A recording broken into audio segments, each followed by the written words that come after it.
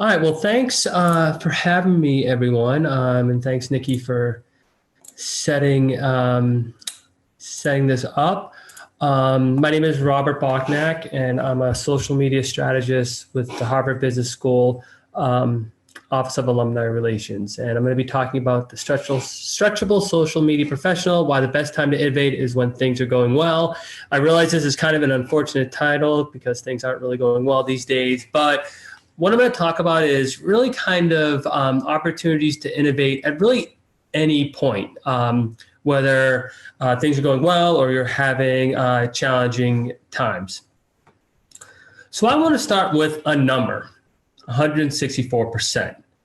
This is the increase in alumni engagement that we've had on social media within the last 3 years. It coincides with when I moved to Texas and began working remotely for the Harvard Business School, managing our channels, all of our social media channels. How we look at alumni interactions is anytime an alum comments, replies, retweets, has any kind of social media interaction with us, I add that to a tracking spreadsheet and collect this information over time. So this growth has been aided by our work on Instagram specifically, but also Twitter, Facebook, and LinkedIn. But Instagram has been very helpful when it comes to further developing this alumni interaction and getting buy-in from our alumni community. So I was feeling pretty good about where we were going. We were looking at about a 10,000 plus increase in alumni engagement annually.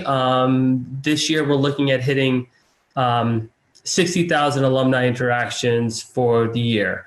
So I was feeling pretty good, but then I had a problem. It's not this photo in particular, it's photos like these. Because what came about was I was sharing in the mind of a few individuals too many campus photos on Instagram. I wasn't sharing enough of the stories of our alumni and the impact they were having on the world at large. Now, I did have a reason for this. This particular type of content really didn't generate much engagement. I'd post a photo or some type of content around an alum making a difference in the world, and it would do okay. It might get like 50 likes. I post a photo of campus, and it might get 100 to 200 likes and a couple of comments. So there's a real divide between certain types of content and the type of engagement we were seeing. So here was my approach. The old approach I term it, we're also doing these things today. So each day, including weekends, I post an HBS campus view photo. This can be a photo that the main Harvard Business School channel has shared. It can be one from my archives. It can be, really anything. Given that I'm in Texas now, and I'm not physically on campus, I've had to get a little creative. So the photo on the left is of the Baker Library and some books. The photo on the right is a snowy photo I took way back in 2017. We also try to post an alum photo of the day. These are usually alumni photos that are shared with us by an alum or I come across kind of organically. So for example, we have the two individual alumni, both of these people are alumni, announcing that they're expecting, and on the right is a cute baby wearing a Harvard University bib. And the final part of our approach is including alumni making news information. I usually share this in a type of video form as well as screenshots. So the alum on the left, we see is a new CEO of Hulu. The alum Atama just announced that she had a patent accepted. So I had a challenge facing me to better represent the work of our alumni as conveyed in our alumni magazine and website, to kind of add a fourth layer to what I was doing and hopefully engage alumni in a more substantive manner. So for me, the best option seemed to be video. As you all know, video is always seeming to grow in popularity and is a great way to engage with your audience. Ever since I started HBS, this has been kind of the opinion that video is the way to go.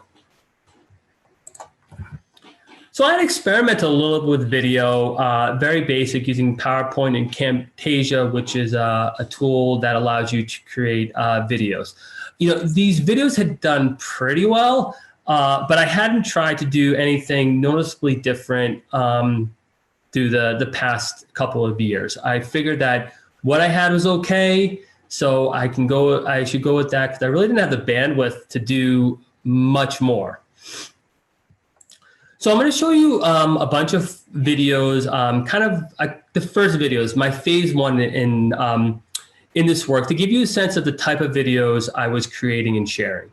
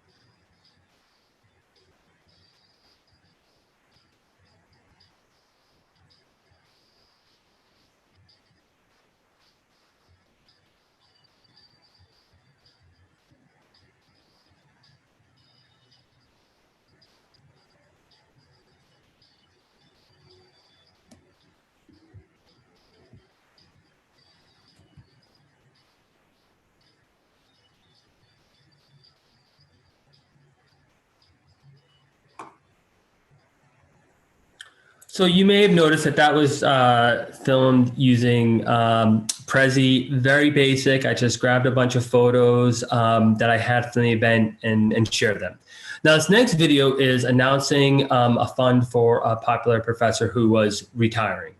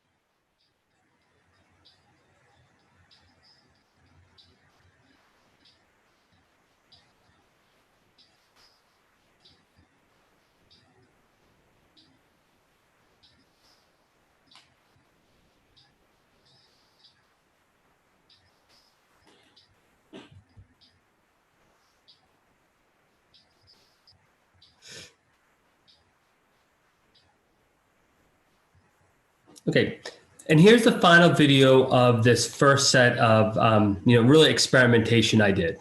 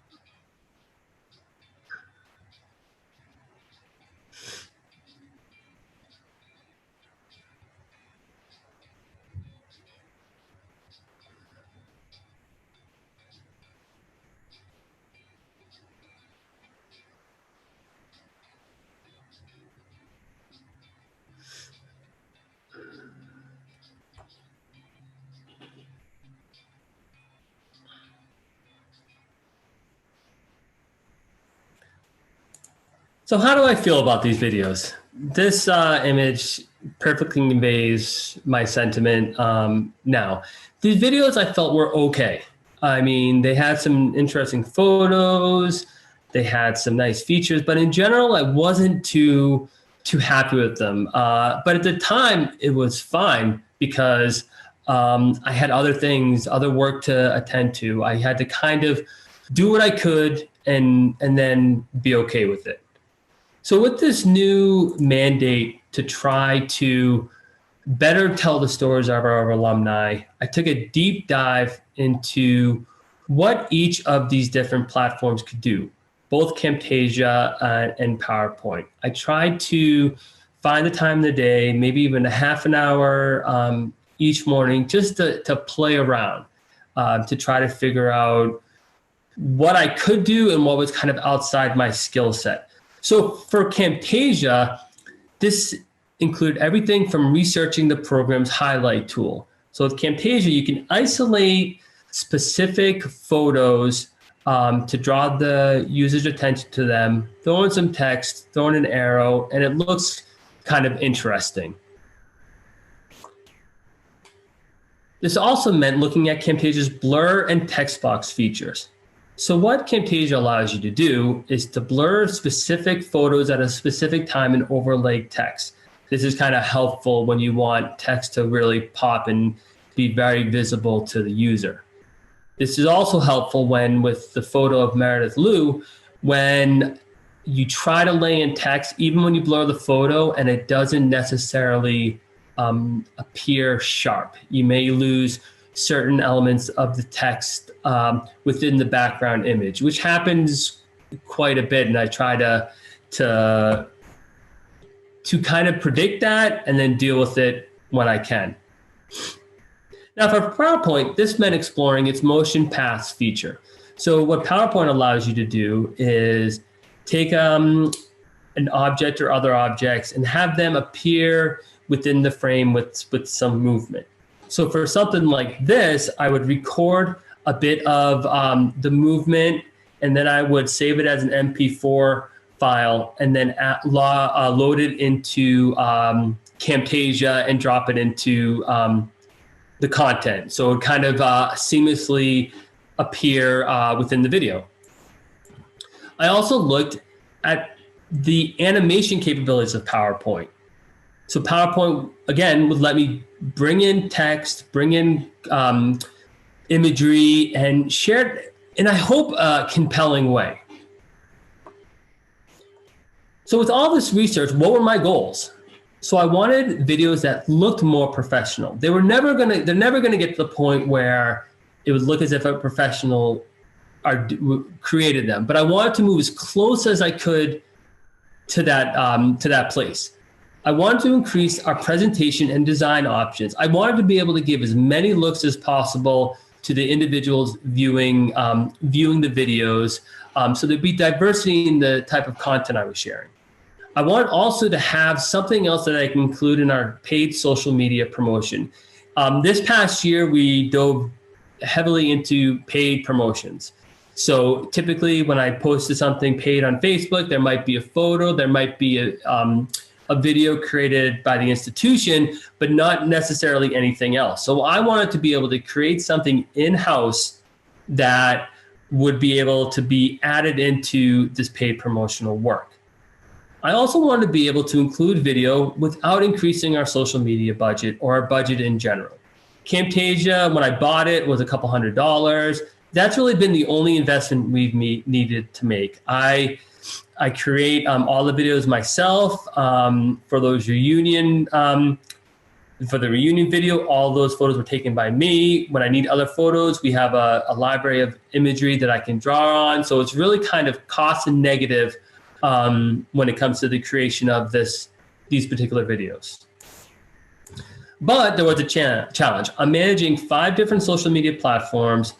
I'm entering all alumni interaction data manually. So if an alum likes one of our tweets, I go to my spreadsheet and I add this information into the column that says likes.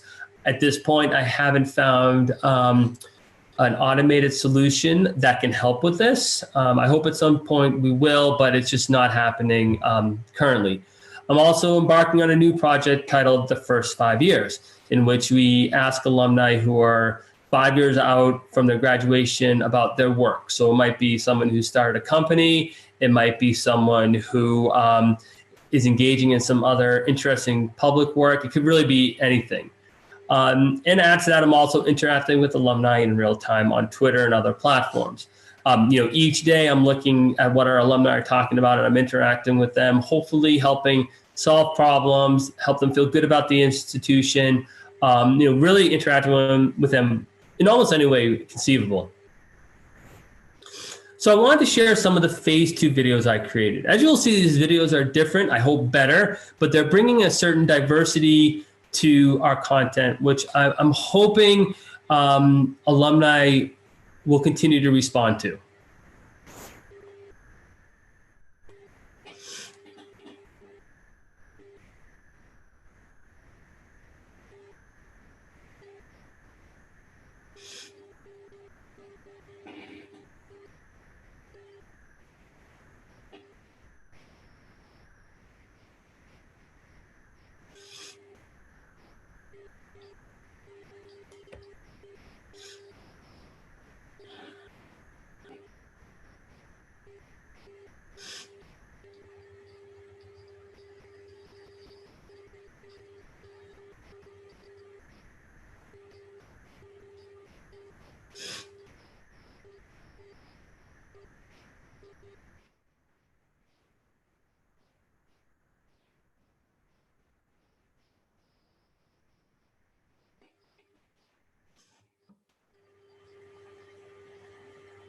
Now, a few comments on this video. This video actually was very easy to create. Once I got all the assets, the photos and the copy, it only took me about an hour, hour and a half to move all the pieces into place, put down the music, and share it. So again, I believe this video looks better, it looks cleaner, and it took about the same time as any other videos I would create to pull together. So here's another of the phase 2 videos.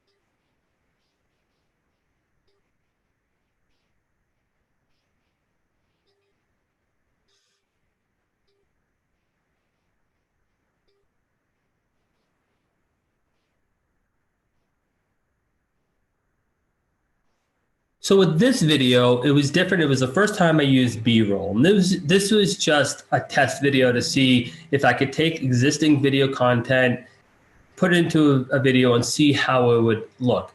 I also included some of the other features I looked at during my research, the scrolling feature, the highlighting feature, all to hopefully make a video that's compelling, but also super quick to get together. Like with the last video, this one took me like around an hour and a half to get together. Very quick. The most difficult part of the process is just getting all the assets together in one place and then adding them into the video itself. So here's another example. Pardon the use of the same music.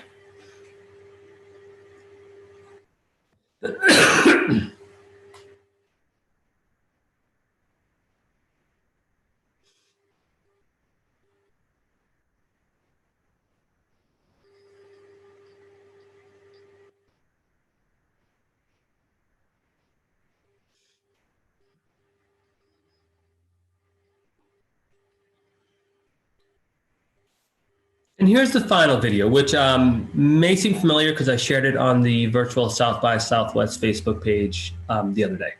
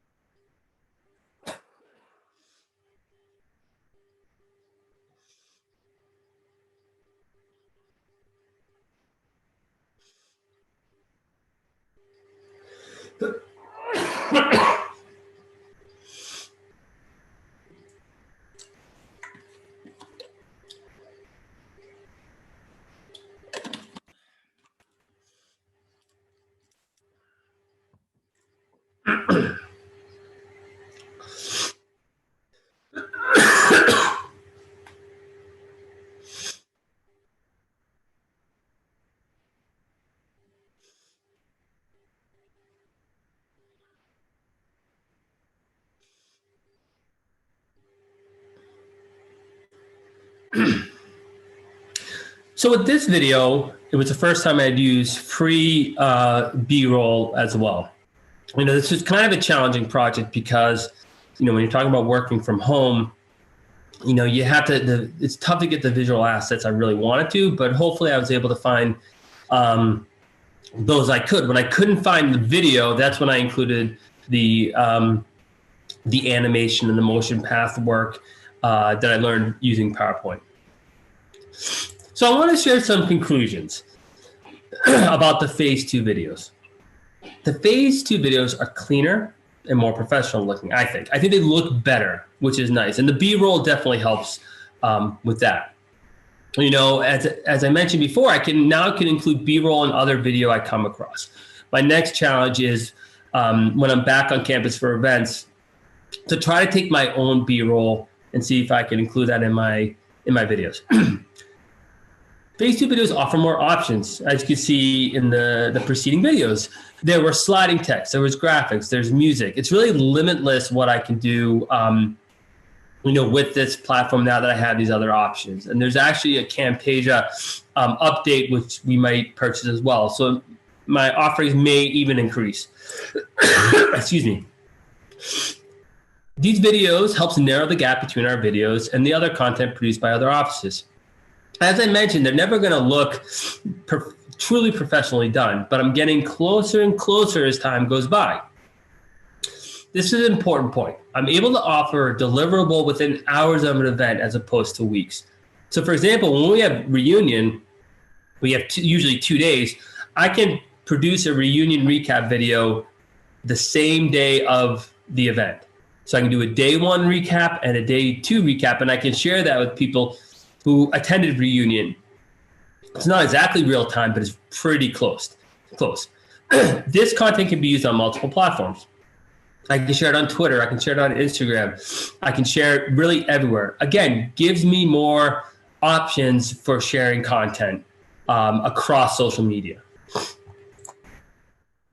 Some of this video can be evergreen. So for example, I was kicking around the idea of doing an annual reunion promotional video where I have photos, B-roll, text, and the dates of all our reunions for the calendar year. If I wanted to use this video again, all I would really need to do would be to update the dates, which is super easy. It would honestly take 5 minutes. So again, I'm not creating more work for myself. I'm leveraging what I already have. And finally, none of this would have been possible if I was complacent. It would have been very, very easy for me to say, the numbers are great, they're going up, they're steady.